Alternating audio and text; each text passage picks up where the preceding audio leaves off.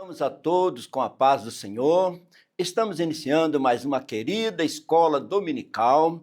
Hoje nós estamos completando o nosso trimestre, então trata-se de um encerramento. Estamos encerrando o nosso trimestre. Estudamos em 3 meses sobre a mordomia cristã. Então, a nossa querida Escola Bíblica Dominical, sempre utilizando a nossa revista da editora Betel e trazendo como tema Mordomia Cristã, a gratidão e felicidade na administração dos recursos que Deus nos confiou. Tudo pertence ao Senhor. Nós, apenas mordomos, administradores das coisas de Deus. Então, mordomos de Deus, com maior carinho, com maior atenção com as coisas de Deus. Para iniciar essa aula de encerramento, gostaria de lembrar que somos mordomos, não donos dos recursos de Deus. Somos mordomos, não donos do recurso de Deus. Então precisamos de ter toda a orientação, sabedoria e administrar as coisas de Deus segundo os ensinamentos bíblicos. Relembrando, somos mordomos e não donos dos recursos de Deus. Relembrando a lição número 1 que tivemos a oportunidade de estudar, nós estudamos o primeiro ato de adoração. Nós vamos voltar lá no início, quando Abel foi a primeira pessoa que adorou, ofertou algo ao Senhor. A Bíblia sim, vai nos ensinar o altar que Abel levantou, um altar de adoração. Então não se tratava apenas de uma oferta física, material para Deus, mas o coração de Abel para adorar a Deus. Ainda tão perto da criação, Abel entendeu que o Criador deveria ser adorado. E nós vimos nesse trimestre que nós fomos criados para a adoração a Deus. O texto áureo da primeira lição foi este: pela fé, Abel ofereceu a Deus maior sacrifício do que Caim, pelo qual alcançou o testemunho de que era justo, dando testemunho dos seus dons, e por ele, depois de morto, ainda fala. O mais importante, que Abel tinha um coração de adorador. Não era o tipo de oferta ou a quantidade de oferta. Deus olhou para a oferta de Abel. Abel oferecia a Deus uma oferta com fé. Então, houve uma fé que moveu o coração de Abel. Um homem que creu, obedeceu à revelação de Deus, que nós somos criados para adorá-lo, não só em palavras, mas em oferta do melhor que nós temos. A verdade aplicada da lição número 1 foi essa: devemos adorar ao Senhor com todo o nosso ser, conforme a vontade de Deus revelada nas Escrituras. As Escrituras são bem claras. Qual é a vontade de Deus? Que nós adoramos a Deus de uma maneira integral, assim, criados para adorar a Deus. Se nós lembrarmos sempre que nós somos criados para adorar a Deus, esta é a nossa primeira atividade: adorar com palavras, com louvores e com atitudes. Na lição de número 2, nós estudamos um convite ao compromisso de fé. Adorar, ofertar é um compromisso de fé. Precisa de fé e precisa de compromisso, mas um compromisso que descansa na fé que Deus está recebendo e retribuirá ao adorador. Êxodo 5:1 diz um versículo muito importante: e depois foram Moisés e Arão e disseram a Faraó: assim diz o Senhor dos Exércitos, deixa ir o meu povo para que me celebre uma festa no deserto. Qual era a razão principal pela qual Moisés estava pedindo a Faraó que libertasse o povo de Deus? Para que oferecesse a Deus um culto de adoração no deserto. Moisés tinha uma razão: adorar a Deus. Queria que o povo adorasse a Deus. Esse foi o primeiro argumento dele.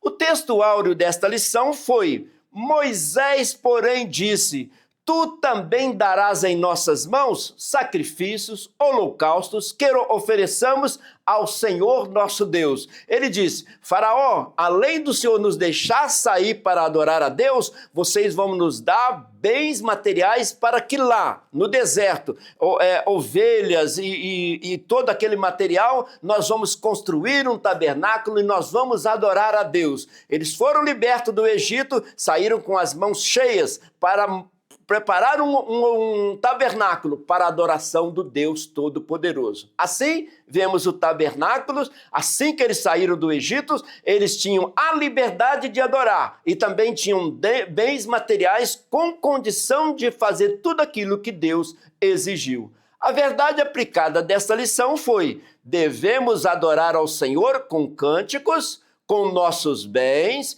e com viver coerente com a vontade de Deus. 3 razões importantes: adorar com cântico, com os nossos bens e com uma vida de bom testemunho. Assim, o Salmo 34 diz: louvarei ao Senhor em todo tempo, o seu louvor estará continuamente na minha boca. Salmo 34, versículo 1. Louvarei ao Senhor continuamente, terei uma vida de adoração ao Senhor. Na próxima lição, número 3, nós estudamos participando com alegria da manutenção do serviço. Para existir um tabernáculo, um templo, tem que ter uma manutenção, serviço, um movimento, e isto Deus nos convida a participar, sabe como? Com alegria, porque assim nós temos uma casa, um lugar onde Deus habita no nosso meio. Então, cada dia nós estamos construindo a casa de Deus. Deus, na sua infinita misericórdia e grandeza, preferiu morar no meio do seu povo, onde são construídos os templos e os lugares de adoração. E nós devemos contribuir com alegria.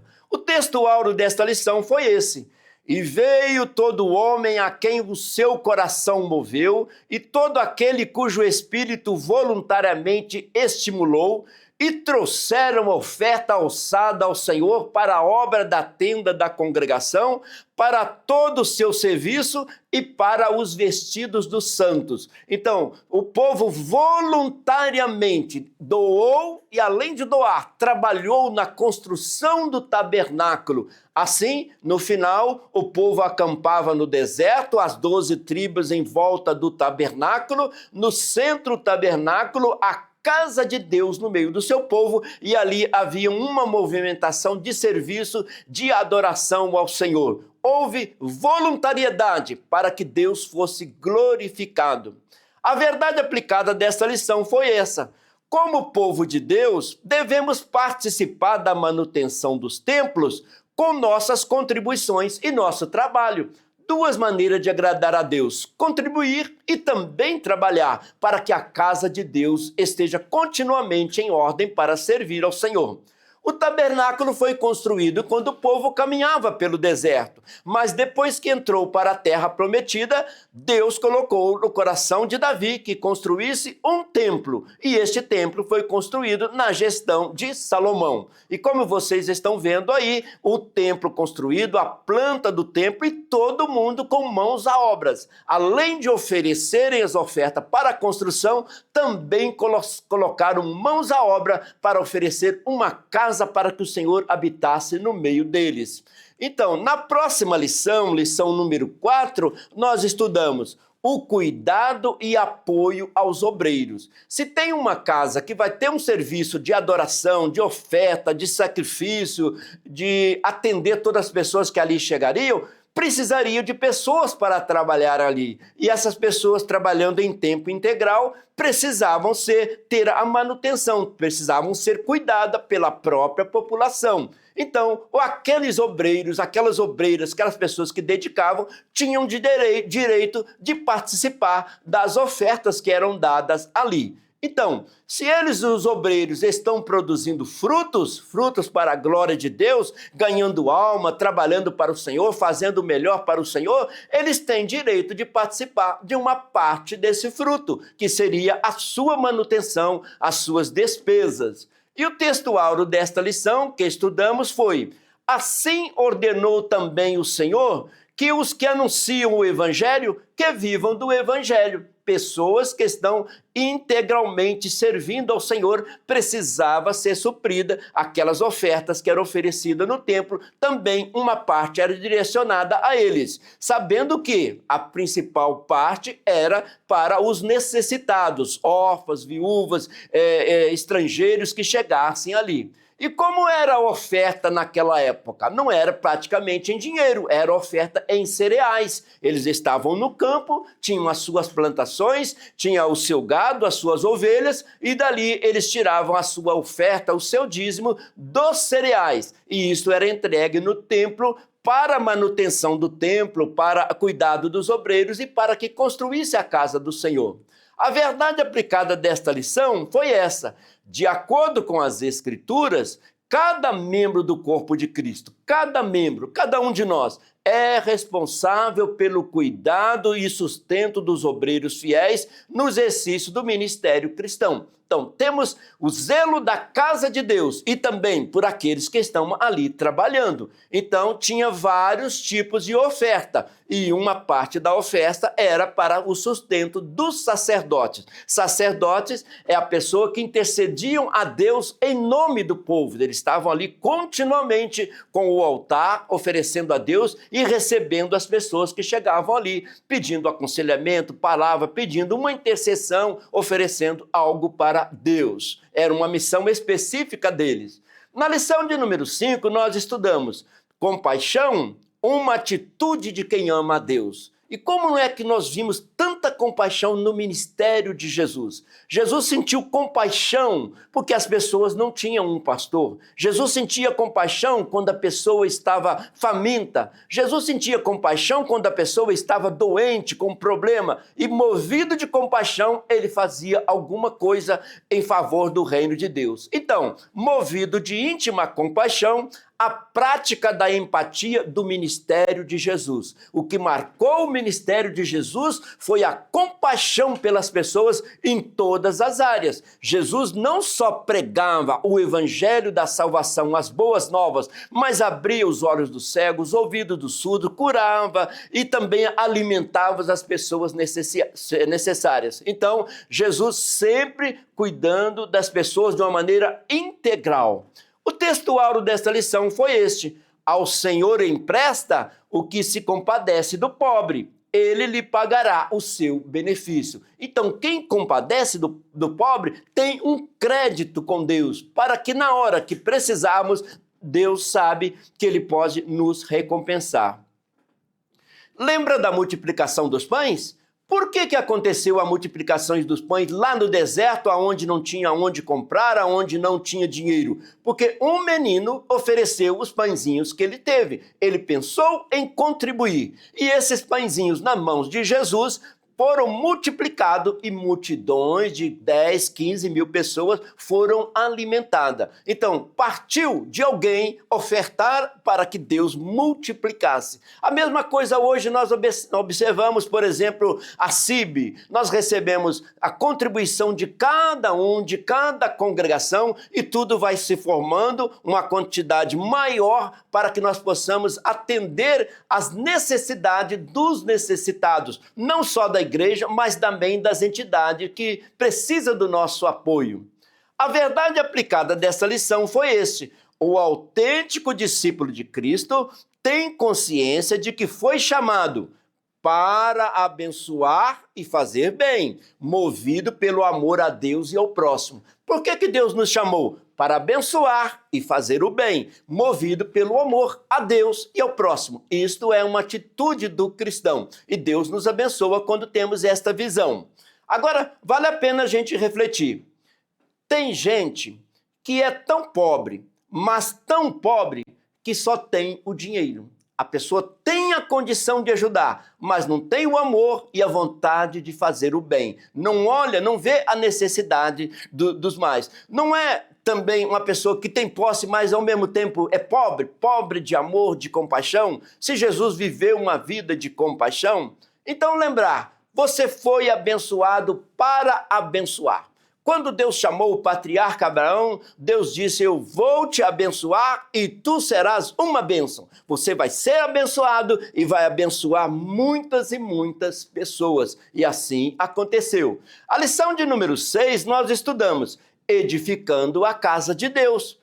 Mas como nós gostamos de ir à casa de Deus? Mas para eu ir à casa de Deus é preciso haver a casa de Deus, construir e ter a manutenção da casa de Deus. Então eu vou ter a alegria de ir à casa de Deus. Então, a lição número 6 nós estudamos que precisamos edificar a casa de Deus.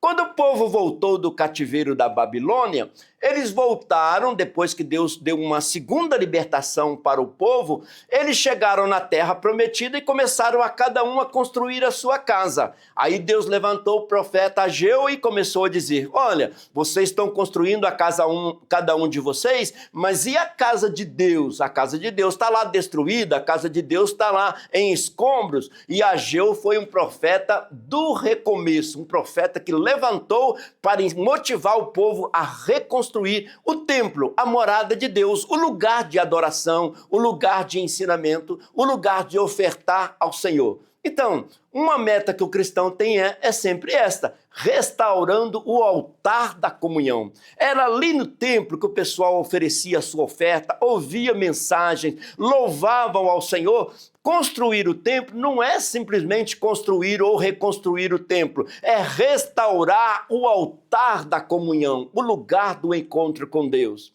E o texto-áureo dessa lição foi este: subi ao monte, aí o profeta Ageu falando, subi ao monte, trazei madeira, edificai a casa, e dela me agradarei, e eu serei glorificado, diz o Senhor. Põe a mão à obra, reconstrói o templo, que eu vou me agradar. Se vocês fizerem isso, eu vou estar no meio de vocês. Então, Deus gosta de organização. Deus quer tudo organizado. Deus quer morar no nosso meio. E para isso nós vamos dedicar, contribuir, trabalhar para que a casa seja edificada e Deus esteja sempre no nosso meio. A verdade aplicada dessa lição foi esta: movido pela palavra, olha, pela palavra, o profeta profetizando, e a ação do Espírito Santo movendo as pessoas, cada membro do corpo de Cristo deve estar comprometido com a edificação da igreja. Então, cada um deve sentir vontade de contribuir com a edificação da casa do Senhor. E depois, a alegria que nos dá depois de saber que participou da construção daquela obra e da manutenção daquela obra. Assim, uma estrutura para servir uma visão. Nós temos uma visão, precisamos de um lugar de encontro com Deus. Para isso, precisamos de uma estrutura. Para ter a estrutura, precisamos de contribuir. O salmista diz assim: alegrei-me quando me disseram, vamos à casa do Senhor. Mas para eu ir à casa do Senhor, precisa de haver a casa do Senhor, lugar de conforto, lugar de adoração, lugar de cântico, lugar onde as pessoas se acomodam para sentir e ouvir a presença de Deus.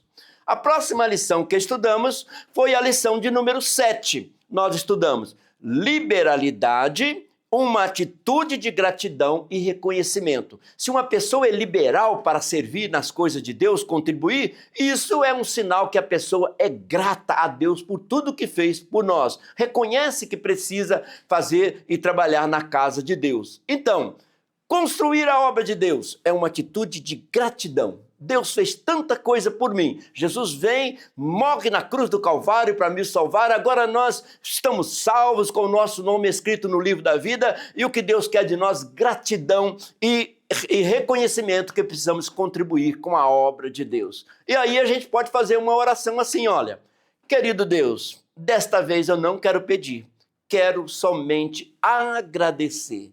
E olha que oração bonita, Deus sabe e ouve os nossos pedidos, mas Deus aguarda que nós agradecemos porque Ele tem nos dado ricas bênçãos. O textuário desta lição foi este: conforme está escrito, espalhou, deu aos pobres, a sua justiça permanece para sempre. Então, fazer justiça, além de administrar tudo legalmente, também contribuir com o pobre, porque isto é ordem de Deus, é ordem da palavra de Deus, que nós venhamos a contribuir com os necessitados. Olha que provérbios bonito. O que segue a justiça e a bondade, achará vida, justiça e honra. Se a pessoa faz tudo certo e ainda tem bondade de contribuir com alguém e com a casa de Deus, encontrará vida, justiça e honra. É uma pessoa honrada. A verdade aplicada dessa lição foi esta: contribuir com amor, alegria e generosidade. Expressa qualidades do caráter cristão e gratidão a Deus. A pessoa mostra que é generoso e grato a Deus por tudo que ele fez. Então, por que devemos então contribuir? Porque gratidão transforma o nosso olhar e coração. Quando contribuímos, significa que estamos olhando para a necessidade da igreja, do templo e também dos necessitados. Mostra que o nosso coração é um coração voltado para Deus. Por quê? Porque gratidão confia no que Deus está fazendo. Então eu tenho confiança que estou fazendo uma coisa que Deus agrada e que também Ele vai me retribuir na hora necessária. Na próxima lição, na lição número 8, nós estudamos a fidelidade da mordomia cristã, sendo fiel na contribuição, sendo fiel na administração, sempre lembrando, eu não sou dono, sou mordomo, devo administrar conforme a direção do dono, o Senhor da seara. Então, um ato de fidelidade. Nós somos mordomos, administradores. Nós administramos o nosso tempo, nós administramos o nosso dinheiro, nós administramos as coisas materiais, nós administramos os dons espirituais. Tudo precisa ser administrado de acordo com o dono. Mordomia cristã? Cuidando das coisas de Deus. O textuário dessa lição foi: quem é fiel no mínimo, também é fiel no muito. Olha que interessante.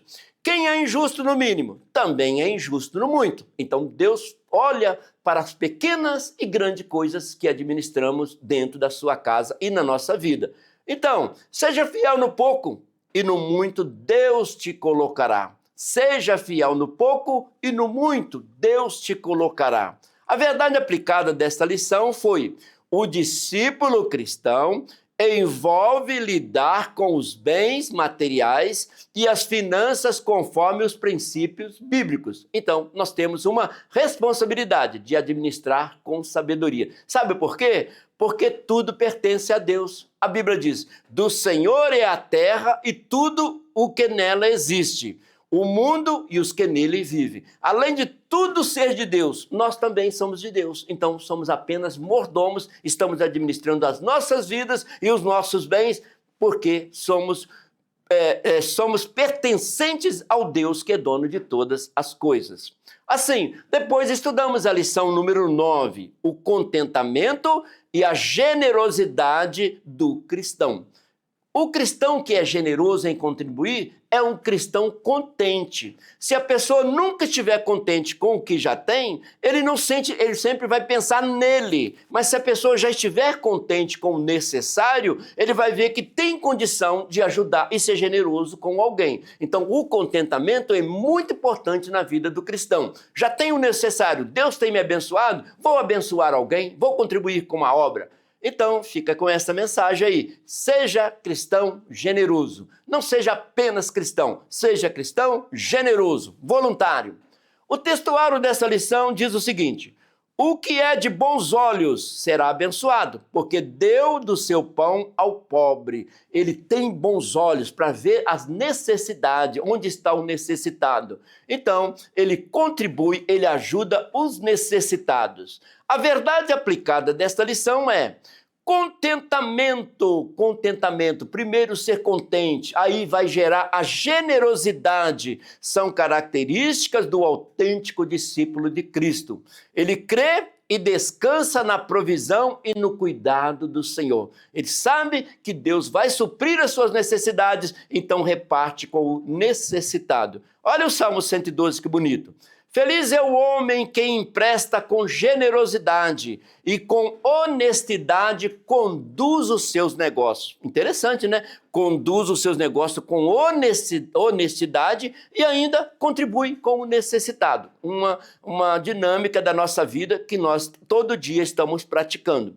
Lição número 10, nós estudamos contribuição investindo na expansão do reino. Se nós não investimos no reino, ele fica com uma certa dimensão, fica limitado. Mas se nós contribuímos, o reino começa a expandir. Uma contribuição para o missionário em outro estado, em outro país, uma melhora, um meio de comunicação melhor. Então, quando nós estamos investindo no reino, nós estamos querendo que o reino expanda. Mas não foi isso que Jesus disse? Que nós pregássemos o evangelho até os confins da terra? Para isso, a tecnologia e toda a disposição será para a honra e para a glória do Senhor. Isso, simplificando, significa investindo no reino, investindo no reino. O texto áureo desta lição foi: o meu Deus, segundo as suas riquezas, suprirá todas as nossas necessidades em glória por Cristo Jesus. Sabe como é que Deus supre as nossas necessidades? Segundo a riqueza dele. De repente ele nos surpreende com uma grande bênção, aí você vai dizer assim, só pode ser Deus mesmo. Aí eu vou frisar para você, não é coincidência, é providência. Deus entrou com providência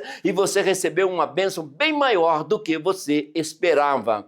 Deus supre as nossas necessidades, estará sempre conosco, nos guardando e nos protegendo e vendo a nossa necessidade. A verdade aplicada desta lição foi esta: uma das características do autêntico discípulo de Cristo é o comprometimento. Eu tenho compromisso com a obra de Deus, na participação e no sustento da obra missionária, porque a obra missionária vai ajudar na expansão do reino de Deus. E a obra missionária? É só em outro país ou onde nós estamos? A obra missionária ela é muito dinâmica, ela é muito extensa, então tem muito o que fazer. Eu posso ser missionário em outro país, eu posso ser missionário na minha cidade. Então eu estou contribuindo para a expansão do reino de Deus. E as missões? Missões precisa de gente que ora, de gente que contribui, isso nós estaremos fazendo missões. Um vai, outro contribui, e assim a obra de Deus vai fazendo, e outro está orando, intercedendo. Na lição de número 11, nós estudamos a participação das mulheres no ministério de Jesus. Interessante como Jesus valorizou o ministério das mulheres, o ministério feminino. Jesus valorizou. Jesus trabalhava com os 12 apóstolos, mas havia viagens que ele fazia com uma comitiva muito maior e havia mulheres que participavam da sua comitiva e mulheres, pessoas que tinham até condição de contribuir com o ministério de Jesus.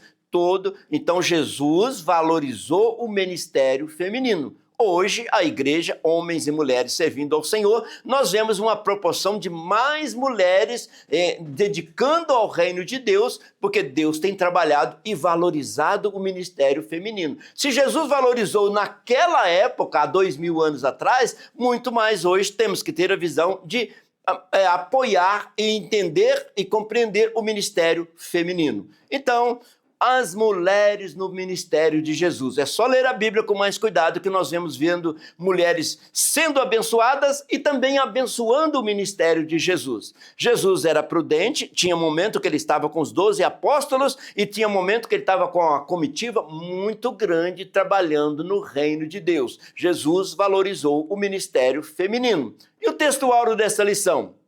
Joana, mulher de Cusa, procurador de Herodes. Então, a Joana era uma pessoa de posse. O marido dela era o procurador de Herodes, o administrador. Mas ela estava continuamente contribuindo com o ministério de Jesus. A Susana também foi uma contribuidora, uma pessoa que tinha condição.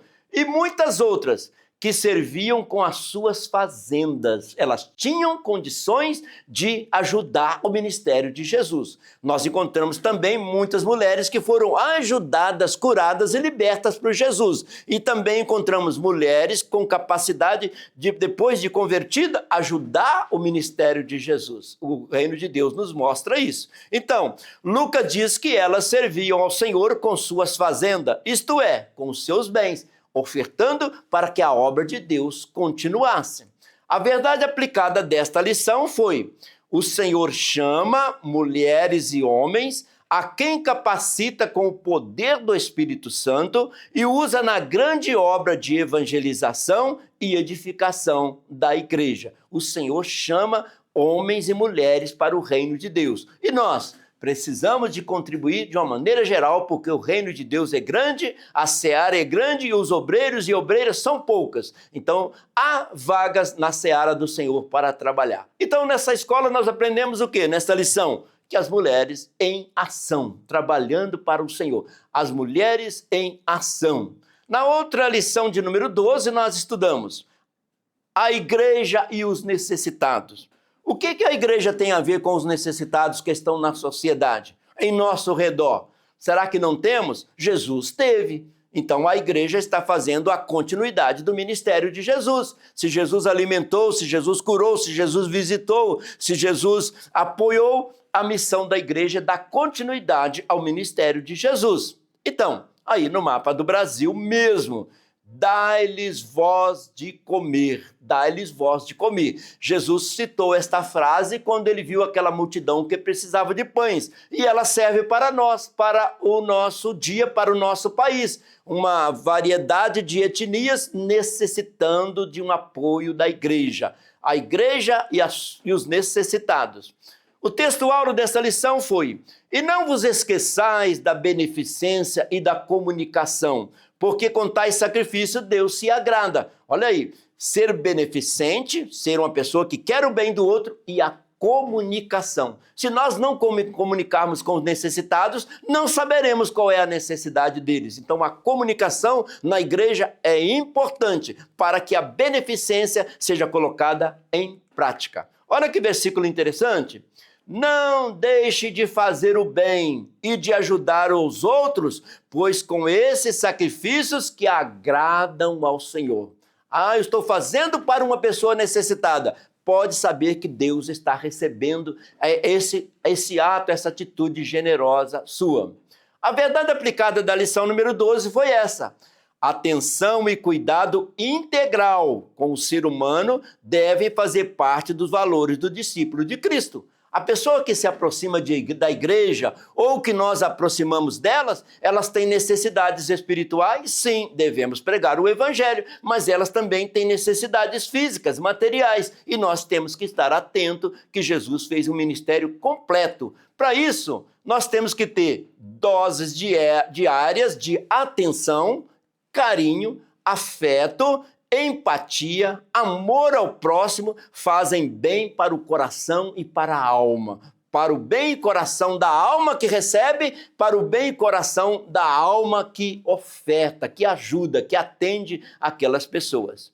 Então, até este momento, nós fizemos uma breve reflexão do que nós estudamos nesse trimestre, da lição número 1 até a lição número 12. E hoje estamos encerrando com a lição número 13, onde nós vamos falar sobre dízimos e ofertas, um compromisso de fé. É de fé, mas também é um compromisso. Na lição 13 agora vamos concluir tudo isso que nós temos falado sobre a necessidade de contribuir no reino de Deus. Então, quando a gente vê falar de dízimo, dízimo é uma expressão de fé e responsabilidade com a igreja. Tenho fé que eu estou ofertando, devolvendo, entregando o dízimo na igreja e ele vai ser aplicado de uma maneira que Deus se agrada. E para isso, eu preciso ter fé e ter responsabilidade. E Deus agrada e nos abençoa. O texto áureo da lição de hoje foi Malaquias 3:10.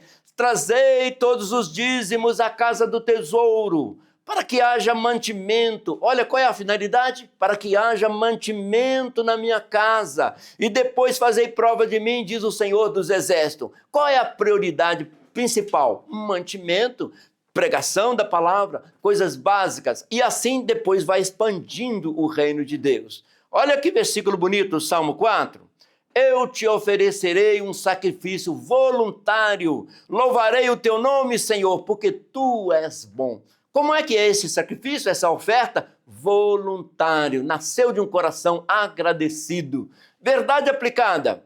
O discípulo de Cristo serve ao Senhor também com seus dízimos e ofertas. Além de eu dar glória a Deus, além de eu ir à casa do Senhor, também contribui para que o reino de Deus vai se expandindo, que expressam amor, gratidão e também uma mordomia, uma boa administração, que é o assunto desse trimestre, de acordo com as Escrituras.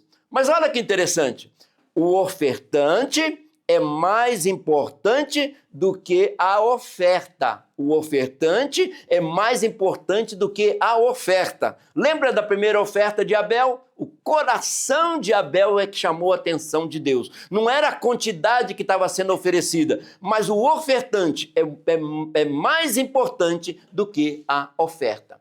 O texto de referência para hoje, para esse domingo, lição número 13, foi este: trazei todos os dízimos à casa do tesouro, para que haja mantimento na minha casa. Depois fazei prova de mim, diz o Senhor dos exércitos, se eu não vos abrir a janela do céu e não derramar sobre vós uma bênção tal que dela vos advenha maior abastança.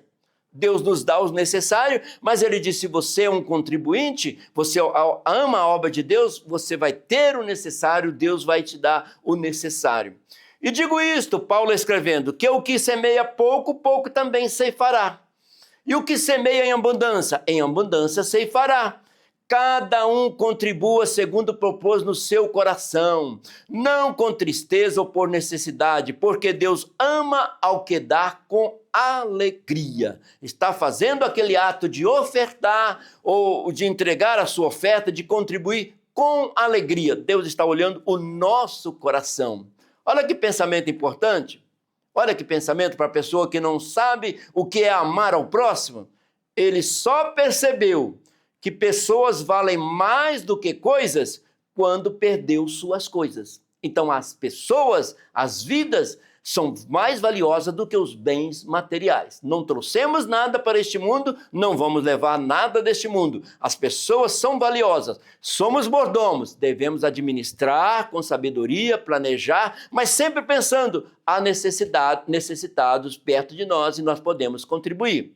A introdução desta lição diz o seguinte: a prática de entregar os dízimos e ofertas vem desde o Antigo Testamento. Lá no passado, na época de Abel, na época de Adão, lá no Antigo Testamento. São mencionadas também nos Evangelhos, na época de Jesus, e nos Atos dos Apóstolos, na época da igreja primitiva, e nas epístolas e nas cartas de Paulo. Paulo doutrinando e ensinando a igreja. Então, a palavra dízimos e oferta está em toda a Bíblia, em todas as épocas. Essa atitude expressa amor e gratidão a Deus, reconhecimento da sua soberania, confiança na sua provisão e consciência da responsabilidade com a obra de Deus. Tá? Eu vou olhar para a igreja e contribuir, e contribuir para quê? Para que ela possa expandir e o evangelho ser pregado a mais e mais pessoas serem assistidas. Então, dízimos e ofertas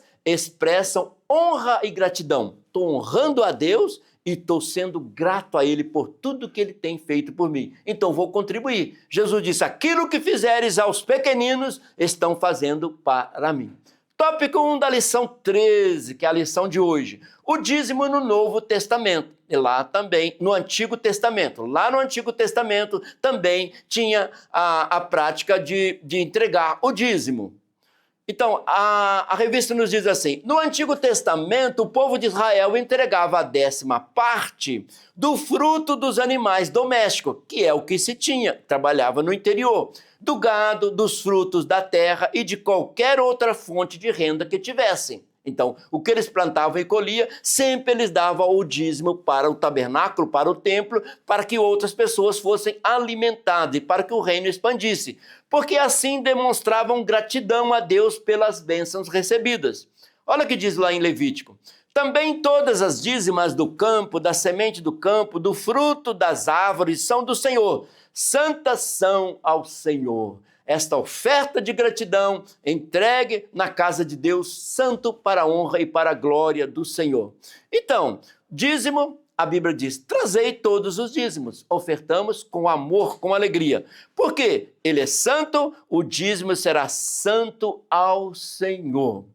E assim nós aprendemos um pouco mais. O dízimo se destinava a sustentar os levitas, que trabalhavam o tempo todo na casa de Deus. Os sacerdotes, que tinham a missão contínua, e ajudar nas refeições sagradas. Eles davam ofertas e também participavam daquela refeição sagrada. Socorrer os pobres órfãos e viúvas. Deus nunca esqueceu dos necessitados, órfãos e viúvas. E a igreja tem esta mesma missão. Deuteronômio diz o seguinte: ao fim de 3 anos, tirarás todos os dízimos da novidade no mesmo ano e os recolherás das tuas portas. Então virá o levita e o estrangeiro, o órfão, a viúva, que estão dentro das tuas portas, das portas da cidade, e comerão e fartar-se-ão para que o Senhor teu Deus te abençoe em toda a obra das tuas mãos que fizeres. Se vocês trouxerem as suas ofertas, o sacerdote será sustentado, o levita será sustentado, os pobres, as viúvas, os estrangeiros serão também nutridos com aquilo que a igreja tem ofertado. Então, distribuir os dízimos entre órfãos, pobres e viúvas. Deus não esquece desses necessitados, órfãos, pobres e viúvas. Os levitas, por sua vez, entregavam o dízimo dos dízimos que recebiam. Olha que interessante, o povo colhia, fazia as colheitas e entregava para os levitas, que trabalhavam no templo. Aí o levita tirava o dízimo do dízimo, aí tirava a 10ª parte daquilo que receberam e entregava ao sumo sacerdote. Uma visão de que tudo é de Deus, para fazer o melhor para Deus. O dízimo é santo ao Senhor, por isso eles tinham esse cuidado com o dízimo, como administrar o dízimo. 1.1, o dízimo dos dias de Abraão. Abraão viveu muito antes da época da lei, muito antes de Moisés, e nós vamos ver a voluntariedade de Abraão de ofertar o dízimo ao Senhor. A Bíblia diz assim: Abraão foi obediente quando Deus mandou que ele saísse da sua terra, e foi. E fosse para uma terra desconhecida, prometendo que faria dele uma grande nação. Deus chamou Abraão para ir para a terra prometida. E Abraão sabia disso, que Deus estava guiando todos os seus passos. Então ele ofertou na hora certa, porque ele viu que Deus estava com ele. Olha o que está escrito em Gênesis.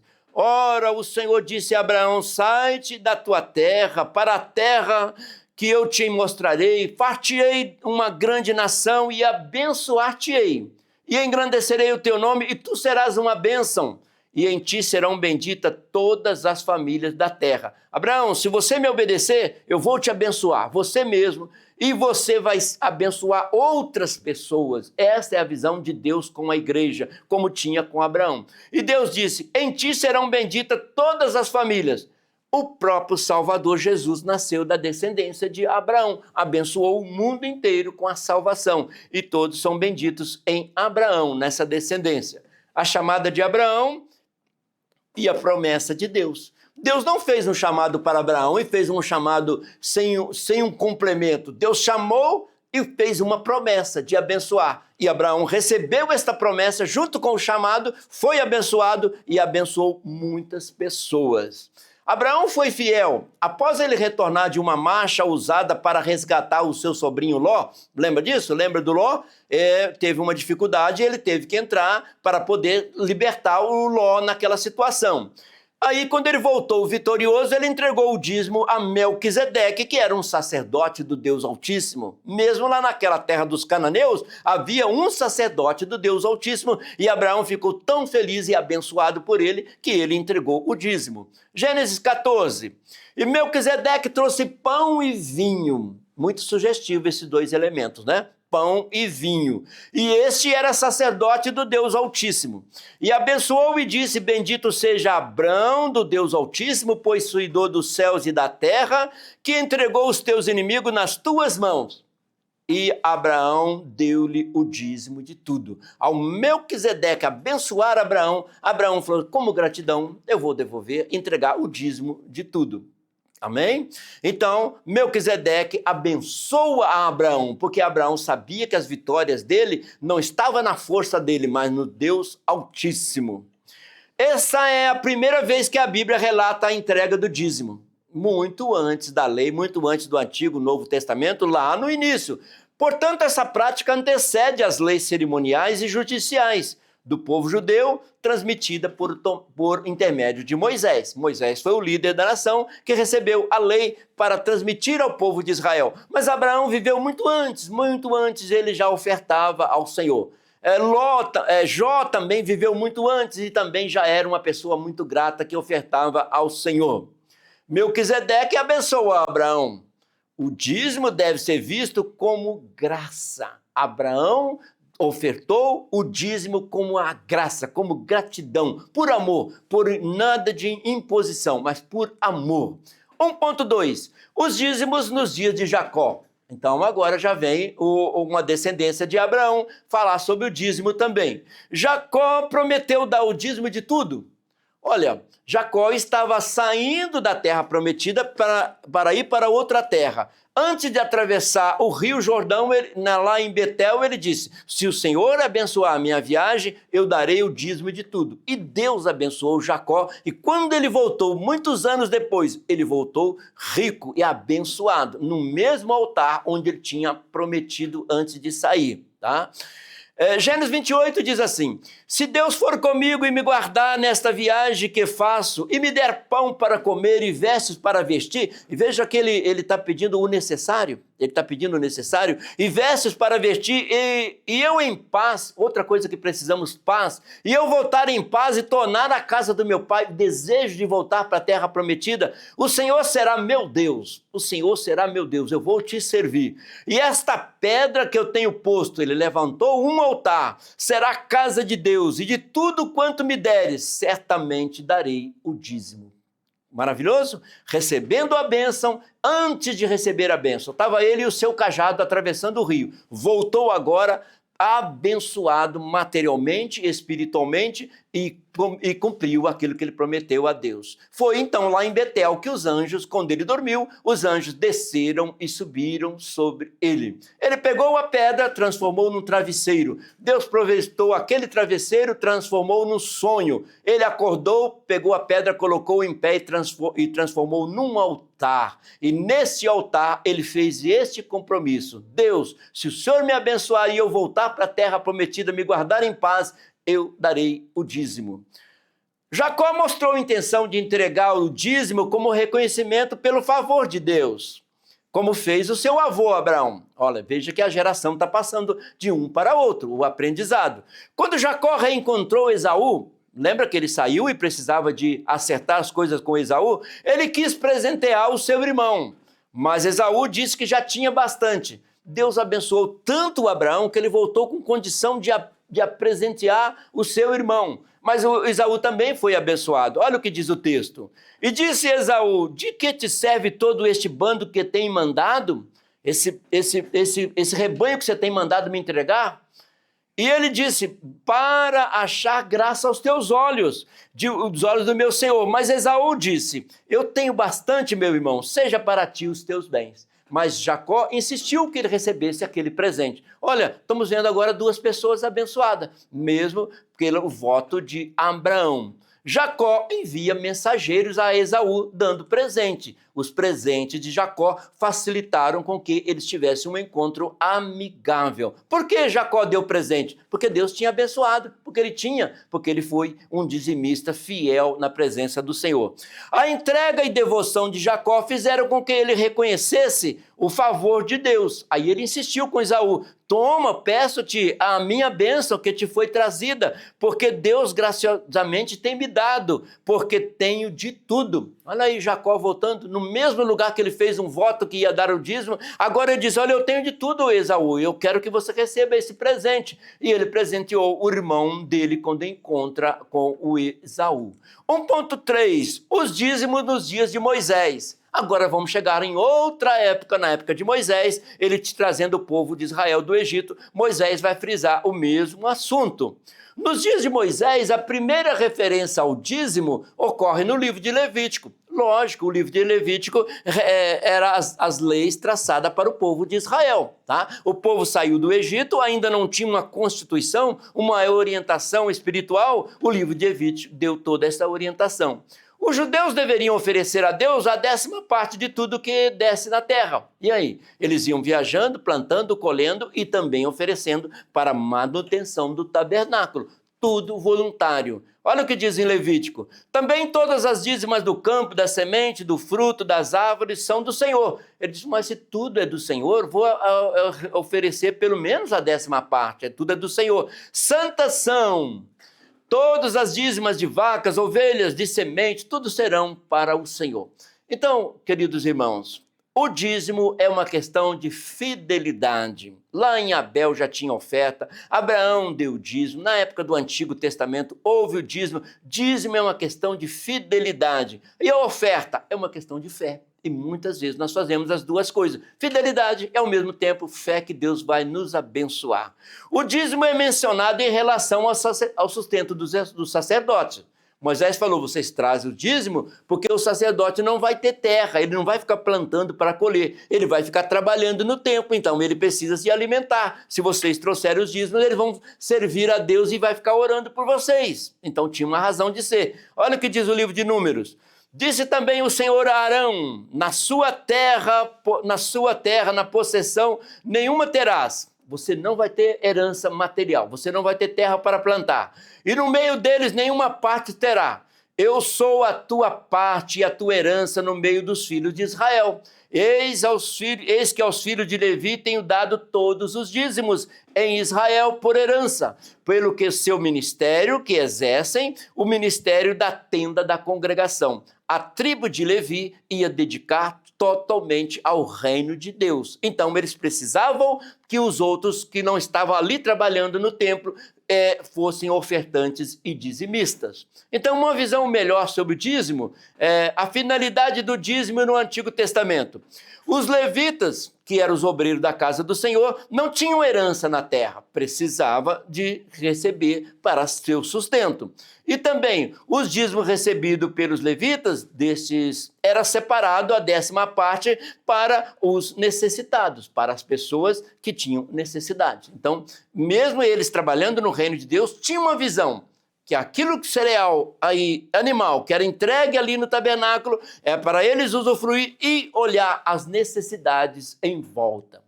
Olha que interessante, em Deuteronômio os dízimos estão relacionados ao serviço do Senhor. Olha aí, certamente darás os dízimos de toda a novidade da tua semente, que cada ano se recolher no campo e perante o Senhor teu Deus, no lugar que escolher, para ali fazer habitar o meu nome. Deus disse, o tabernáculo e o templo é a minha casa, e se vocês trouxerem as suas ofertas de cereais, a sua oferta de tudo, eu vou poder abençoar os necessitados através dos obreiros da casa do Senhor.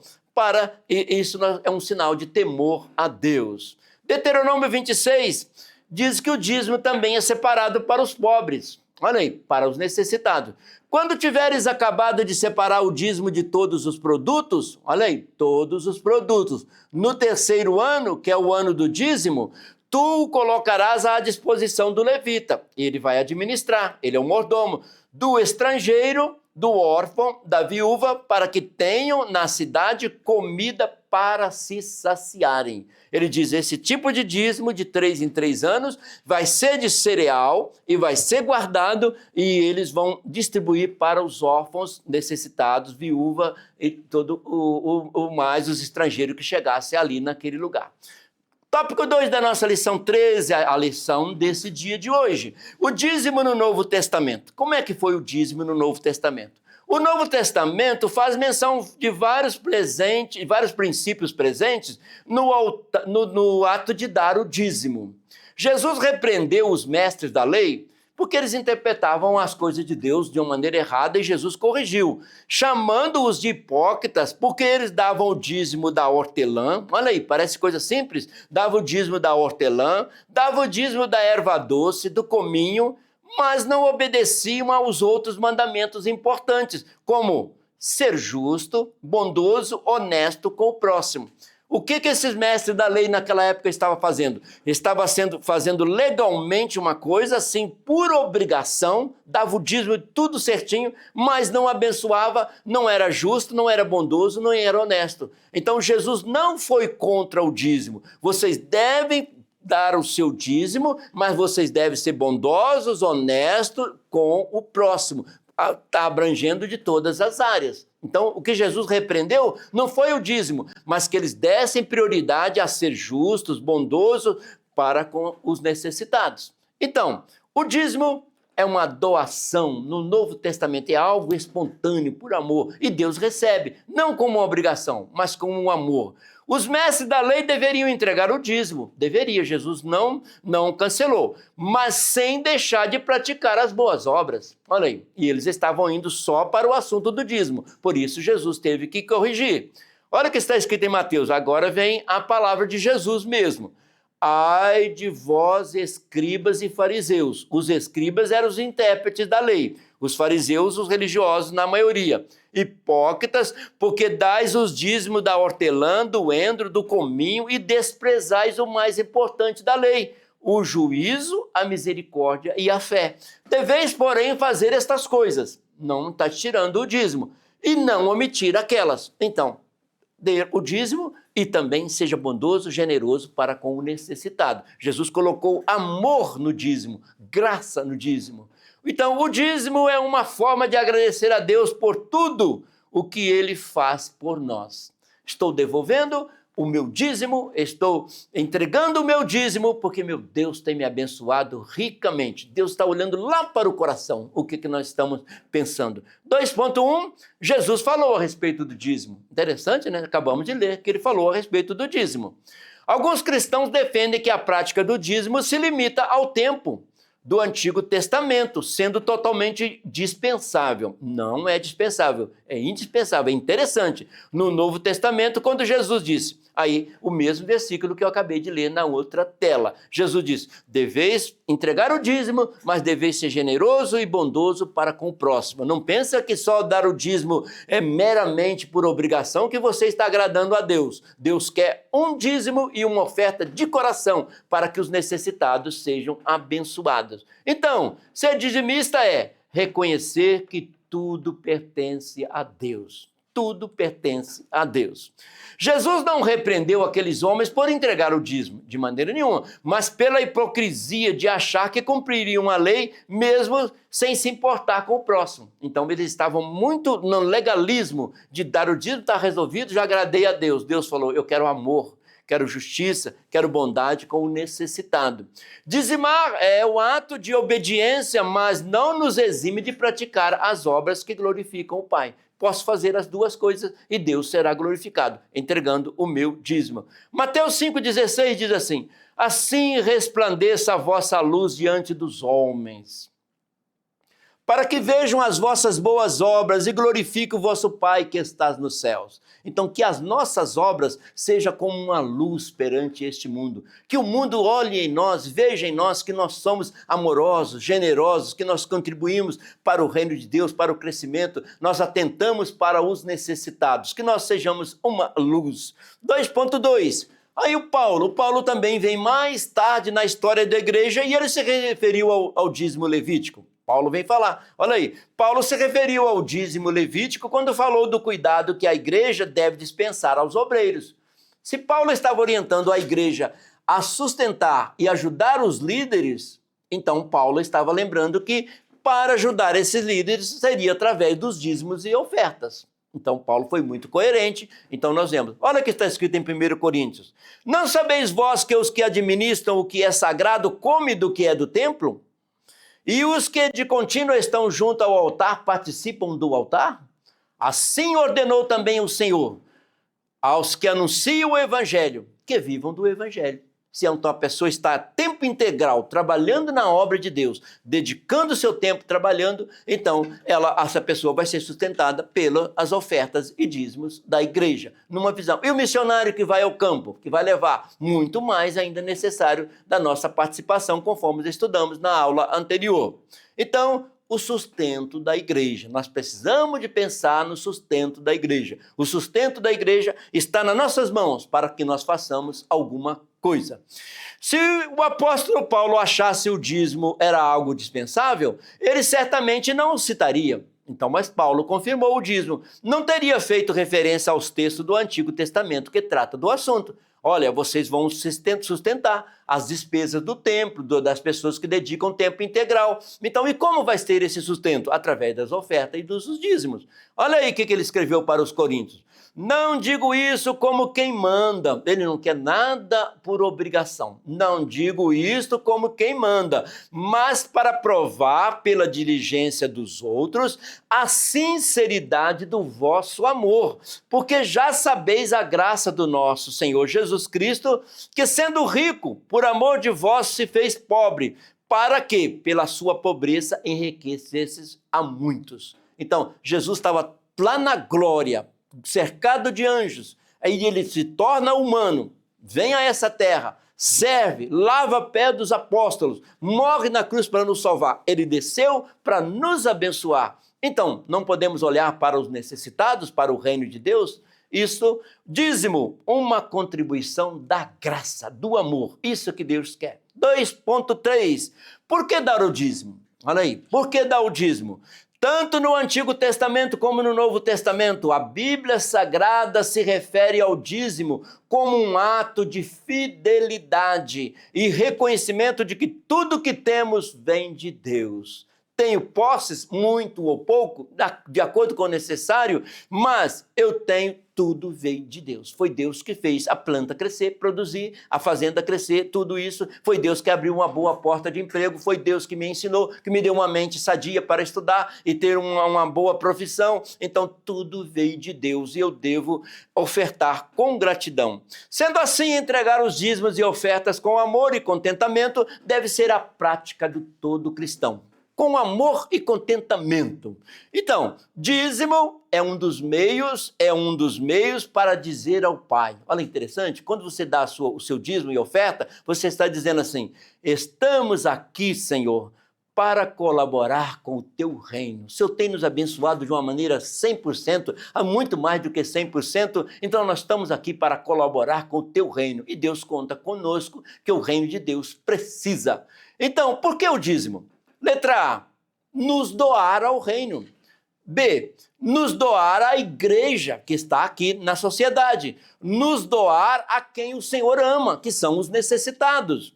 Letra D, expressar a nossa fé em Deus. Eu estou mostrando que eu tenho fé em Deus. Letra E, expressar a nossa fidelidade a Deus, porque Ele ordenou que assim fosse, feito por amor. Letra F, para adorar a Deus. Não vou adorar só de palavras, mas vou adorar com atitude. Letra G, reconhecer que tudo vem de Deus e que somos apenas seus mordomos. Volto à segunda tela que eu mostrei lá no início. Não somos donos, somos mordomos, administradores daquilo que é do Senhor. Então, servir ao rei com os meus recursos. Os recursos que Deus vai abençoar, a sociedade está conosco. Ele nos colocou como mordomos.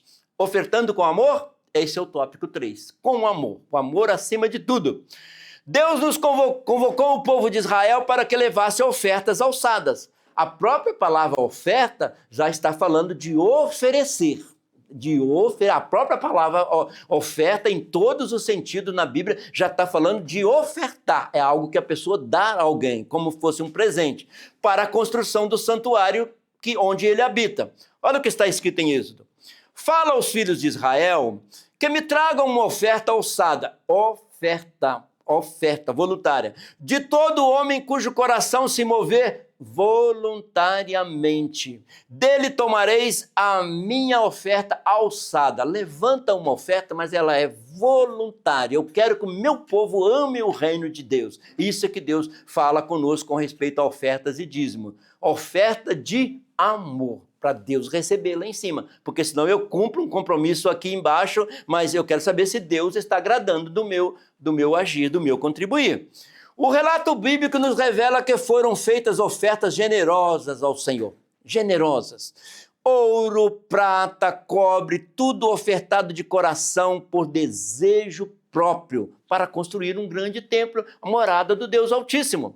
Êxodo 35 diz: tomai do que vós tendes uma oferta para o Senhor, cada um cujo coração é voluntariamente disposto, atrará por oferta ao saldo ao Senhor ouro, prata, cobre, e assim de uma maneira geral, adorando a Deus, servindo por amor, ofertando com alegria. Estou contribuindo com o reino do Pai.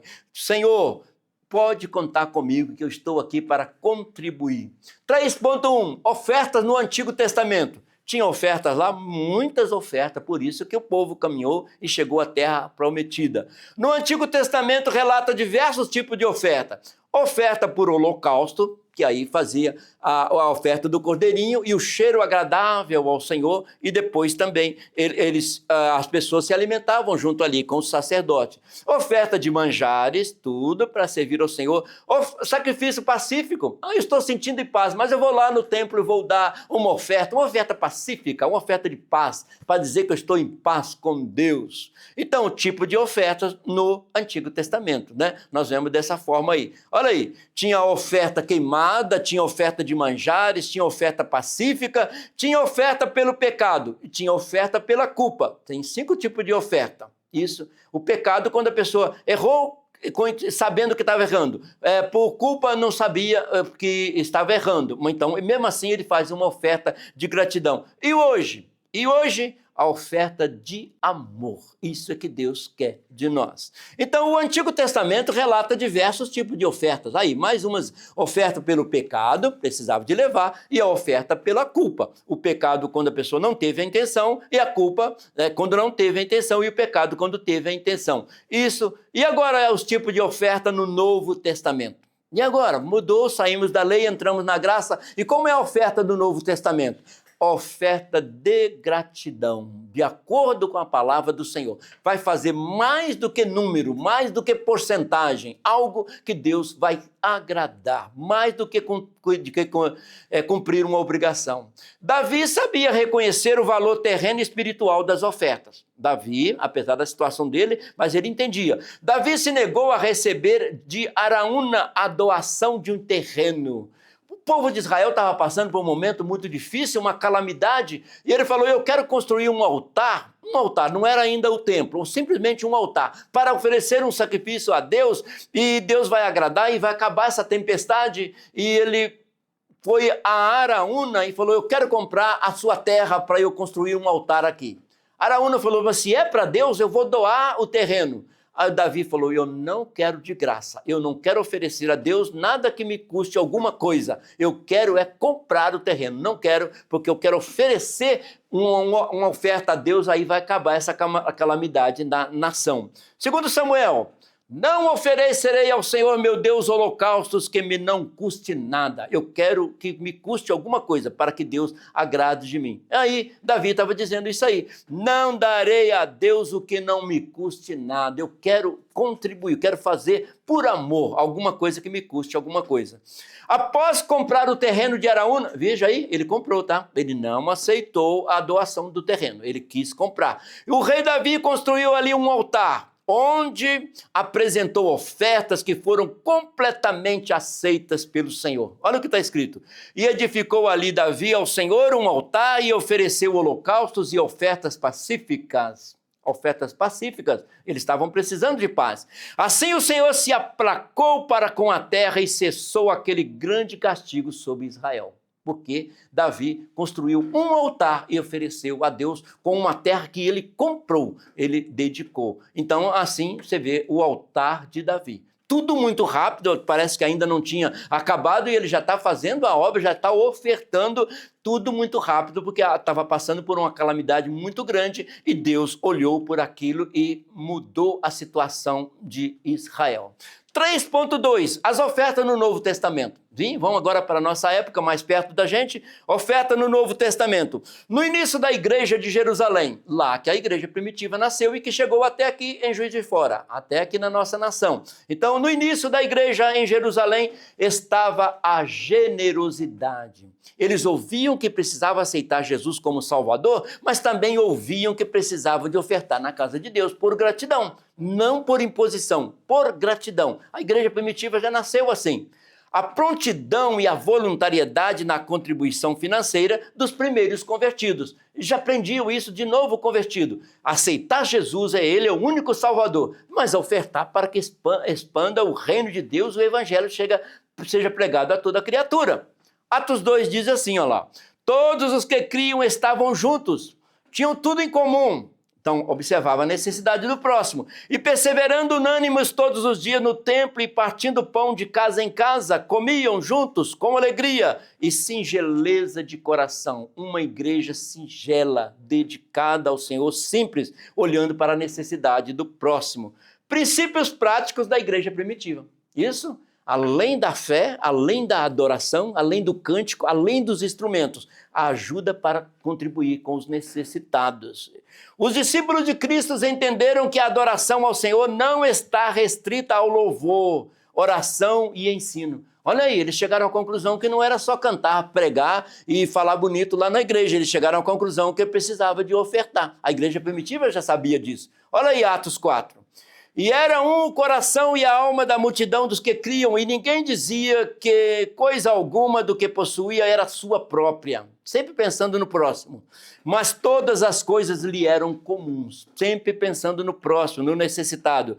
E os apóstolos davam com grande poder testemunho da ressurreição de Jesus, e todos os que neles haviam abundante graça. Então, os apóstolos pregando o evangelho da salvação, creem em Jesus como Senhor e seu Salvador, mas também seja um ofertante para que a obra cresça mais ainda e chegue até outras nações, como chegou até nós. A igreja primitiva cuidava dos necessitados. E a nossa igreja atual, cuidamos dos necessitados? Então, fica uma pergunta para nós. Assim, nós somos complemento, nós somos um segmento da igreja primitiva que cuidava dos necessitados. Então, por que ofertar? Por que eu devo ofertar? As ofertas voluntárias, além dos dízimos, além dos dízimos, são como a igreja mantém os seus compromissos financeiros, incluindo a manutenção dos templos e o sustento dos missionários. Então, se os templos estão espalhados pelos bairros, espalhados pelo mundo, pela nação, porque houve um empenho em construir. E além de construir, ainda manter tudo em ordem, a cada dia expandindo. Está crescendo? Glória a Deus, porque está crescendo o número de pessoas, de seguidores de Cristo. Muito bom. Ao ofertar com liberalidade, o cristão mostra confiança em seus líderes. Isso, a liderança também tem esse compromisso de administrar corretamente, conforme Deus tem orientado. E comprometimento com o trabalho que a igreja desenvolve. A igreja vai desenvolver à medida que nós vamos contribuir. A liderança tem um compromisso e todos nós, cada membro tem compromisso. O Senhor é bom, um refúgio em tempos de angústia. Ele protege os que nele confiam. Essa é a nossa visão de andar na presença do Senhor, contribuindo com o reino de Deus. Toda oferta vindo do desejo verdadeiro de servir agrada a Deus. É muito bem-vinda toda a oferta. Mas Deus quer também o ofertante. Não adianta eu só mandar a oferta para a igreja ou o dízimo para a igreja. Deus está interessado no ofertante. Que ele venha, o ofertante, com a sua oferta. A Bíblia diz, apresente diante de Deus com algo para ofertar por gratidão.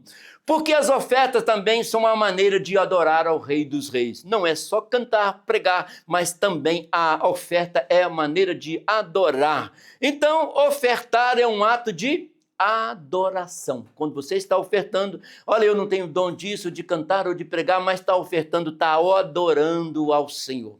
Concluindo a nossa querida escola dominical, lição número 13, que ficou para esse dia, nós aprendemos no tópico 1 o seguinte, o dízimo. No Antigo Testamento, lá também tinha dízimo. E o que nós aprendemos?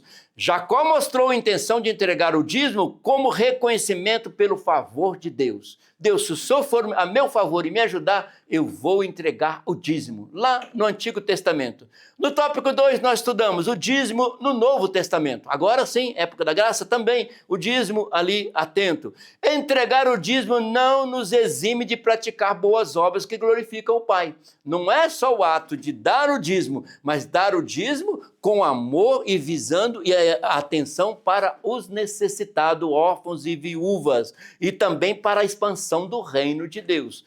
Tópico 3, nós estudamos ofertando com amor, não é por obrigação, com amor. Aprendemos que ofertar para a obra de Deus não é uma obrigação, mas é um privilégio. Você tem o privilégio de fazer parte. Olha, eu fiz parte desta obra. Está aí bonitinho, mas eu fiz parte. Não sei, mas Deus viu o que você ofertou. Conclusão final, já terminando. O discípulo de Cristo deve perseverar, ser persistente, com a ajuda do Espírito Santo, nos princípios da Bíblia, de acordo com a Bíblia, cada um contribui voluntariamente com o que puder, que norteiam a prática da entrega dos dízimos e ofertas com alegria e voluntariedade. É uma resposta do povo de Deus à graça do nosso Senhor, que se manifesta em nós para a glória de Deus. Que tudo isso seja para a glória de Deus. Cada um contribuindo com aquilo que propôs no seu coração, de acordo com as suas possibilidades.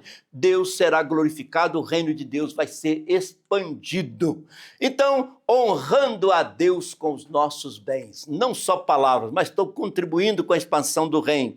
Ofertar é um ato de adoração. Quando você está dando a sua oferta, você está adorando ao Senhor. E se você dá a sua oferta, você passa a ser uma coluna da casa de Deus. Uma coluna, alguém que está fazendo as coisas movimentarem.